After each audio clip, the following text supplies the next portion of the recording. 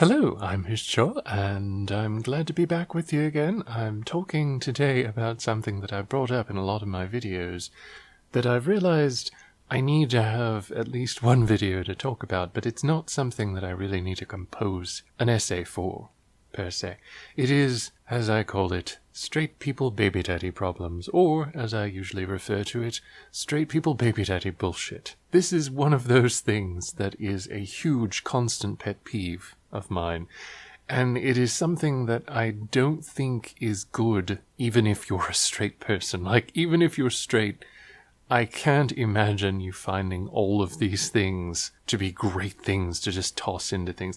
Most of the time it just feels lazy, or it can ruin the story, or it can make a character really unsympathetic or hard to like that they clearly wanted to rely on like shorthand to make them much more sympathetic or engaging or someone that you could sort of see yourself as. And that, I think, is the main problem with a lot of these things. They will toss in stuff that is clearly made and meant to make you identify with the character, but it does exactly the opposite in a lot of cases. And I can't imagine it's all that different if you're straight than if you're gay. But it is really, really irritating. It has ruined more than one story. In fact, it's probably ruined more than thousands of stories.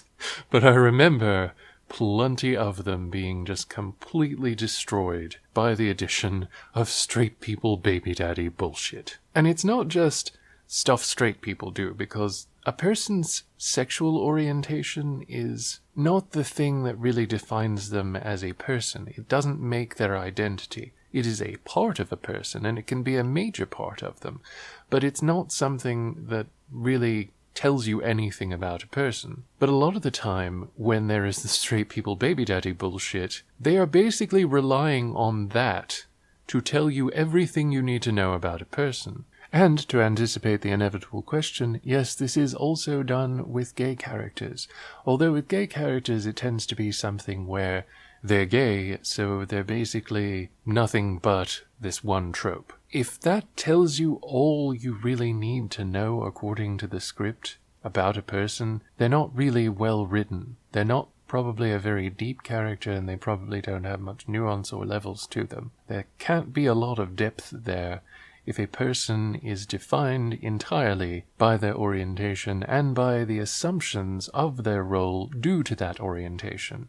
It's in every woman in a show or a movie who is basically defined by her child or children, or by the man that she's into. It's in every man who is defined by his girlfriend or child who have been taken from him, or is only motivated by primarily that sort of thing. And this is another thing that really just annoys the shit out of me. So a dude can't, on his own, decide to be motivated to do something about an evil or a threat or a menace or something like that. We have stopped being able to have characters who just have the motivation themselves to oppose evil. No, now we've got to have them, their girlfriend has been kidnapped, or their wife and child have been kidnapped, or they died, or something like that. And as you know, if you've listened to any of my other videos, you know how I feel about death motivating people.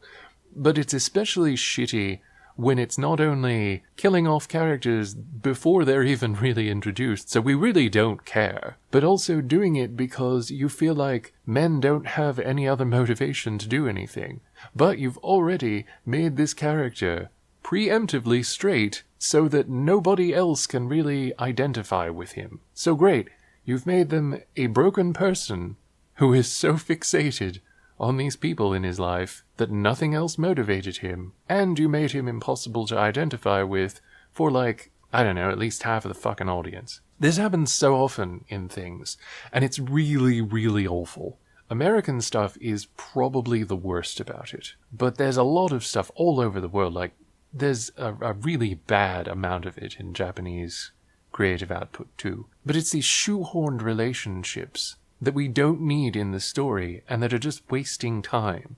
A lot of the time it's just puttering around or having some sort of unresolved tension when you don't really care and it's not relevant. I actually saw a film once that I watched with a friend where there were these giant fucking wasps that would kill you. And this dude and this woman got trapped in a van and decided, while that van was under siege from giant wasps that will kill you, to talk about their relationship and to try and make development in their relationship. Meanwhile, my friend and I were just like, what the fuck is wrong with you people? And yes, we're both gay dudes, but at the same time, I'm pretty sure that a straight person watching that would be like, what the hell are you doing? Get out of there. Like, find a way to get out of there. You are going to die if you don't. It's like priorities. Why would this even happen in a situation like this? Why would this even strike you as something remotely important when your life is in danger? It's like Maslow's hierarchy of needs. A relationship, I'll just use my finger quotes, a relationship with someone you've probably just met, or either that or you had an existing relationship with them and it didn't work out. These things are way past secondary when you are literally trying to survive. It would be like, I don't know, being pursued by Jason Voorhees and deciding that since you and some girl are stuck in a cabin, you're gonna just talk about your relationship while he finds you because you're talking and starts attacking the cabin to get at you. Which he's going to do, inevitably, because you're doing nothing to actually prepare for him and doing nothing to set up any traps or anything like that. No, you're just talking about your fucking relationship. But even if we look at, say, Jason Voorhees and Pamela Voorhees, his mother, that is a situation in which the straight people baby daddy shit doesn't wreck it. But that's because it's not just straight people baby daddy shit, it is a relationship between an extremely, extremely traumatized child and an extremely, extremely fucked up mother. It can be examined in a way that actually enriches the plot. It just rarely ever is. You always have things that are tossed in that don't really need to be there, that don't do anything for the plot except bring it down and interfere with any sort of identification with the characters involved. And that is a real problem. It is so hard anymore for me to invest in anything that has shoehorned in relationships.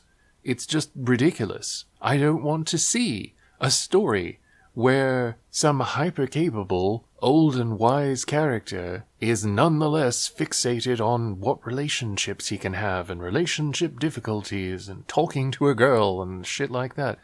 I don't care. It is completely irrelevant. It's not the story you really need to tell, and it's usually not the story you're even telling.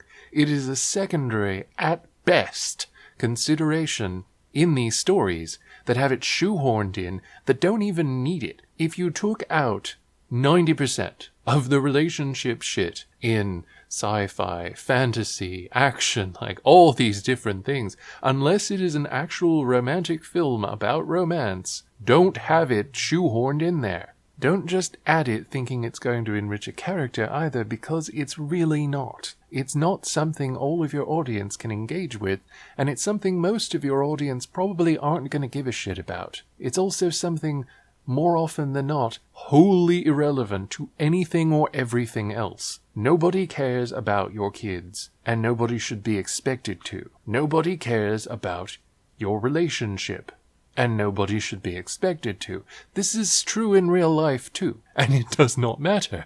Like, maybe if these people are your friends, maybe then they would actually have a reason to be in any way emotionally invested in your relationships. But don't expect people that you don't know, especially an audience seeing a character that they don't know personally and have no real stakes in, inexplicably having these stupid relationships that we don't care about. It's even worse when you have characters involved in them who are just awful people, or you have them just get together or be assumed to get together because one's a male and one's a female, so that means that they're gonna naturally get together and love each other and it's gonna be great. And like, let's not even look at the statistics that most relationships don't work because of this same exact bullshit. And I think that's another thing too, like, it's putting unhealthy relationships right there in front of everyone and ruining a lot of stories by forcing in these relationships that aren't healthy anyway.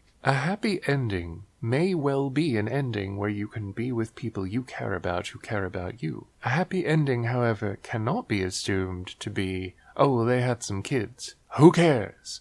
Most of the time, I cannot stand that. And even reflecting real life, it's very difficult to get past that, because in real life, a lot of people, mature adults, have to change their lives and watch out for bad parents that don't want to parent their fucking kids. You had these kids, stop making everybody else answer for you not being able to close your legs, and then making the choice to keep them for 9 months. Like, seriously, this is horrible. This is a problem with society, and it's just being further perpetuated by irresponsible use in creative works. I'm not saying that it's always bad to have a relationship or that it's always bad to have straight relationships. I am saying, however, that heterosexual relationships and heteronormative relationships are the de facto sort of default that a lot of people assume exists.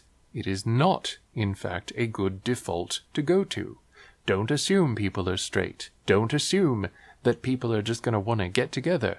Don't assume even that people want to have kids, even if they are straight and they do want to get together with someone else. It cheapens the characters, and it also makes the situation harder to engage with and identify with if you are not that specific and very, very rare type of person. It tends to derail a lot of stories, it usually wastes a huge amount of time, and it can really make it difficult to give a shit about what is going on if you can neither identify with it nor really feel any sort of sympathy or even empathy with what is going on. There's a lot more I could say about it, but I think that gets the essence of it. It's not that straight relationships are bad. It's not that kid characters are bad. They can be interesting. They can add something to a story. Usually I don't think that they do, but sometimes. But forced relationships that otherwise don't have much chemistry, don't have much to add to the story, please get rid of them. One example that I can think of right off the bat is the difference between the theatrical version of The Third Mother, The Mother of Tears, by Dario Argento, and the fan edit, Abortus Tenebris. The fan edit is about slightly over an hour long. It's a very good edit. It makes it a much more watchable film, and it makes it much more coherent.